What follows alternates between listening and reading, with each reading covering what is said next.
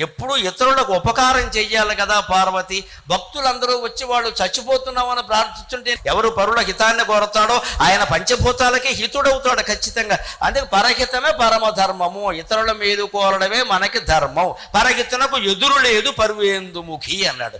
పరహితం కోరేవాడికి ఎదురే లేదు అన్నాడు. ఈ మాటలు అంటుంటే వాడిన విశేషణం కూడా చాలా గొప్పదండి. పర్వేందుముఖి అన్నాడు. ఎవరిని? పార్వతీదేవిని. అంటే పర్వం అంటే పున్నమి. పున్నమి నాడు ఎలా ఉంటాడు చంద్రుడు, అంత అందంగా ఆనందంగా ఉందిట. మొగుడు విషం తాగుతానంటే పార్వతీదేవి ఆనందంగా ఉండడం ఏంటండి? విషం తాగుతున్నది కదమ్మా. ఆయన చెప్పిన విషయం ఆ పరమహితం పరహితం అనేది ఆవిడకి అంత ఆనందం కలిగించింది. అందుకని చందమామ లాంటి ముఖంతో నా మొగుడెంత మంచివాడు, లోకం కోసం పుట్టాడు, లోకం కోసం పుట్టాడు, లోకనాథుడు అంటే పరమశివుడు ఒక్కడే అని పార్వతీదేవి జై వెళ్ళిరా అని చెప్పింది వెంటనే. అది భార్య కర్తవ్యం, అది భర్త కర్తవ్యం.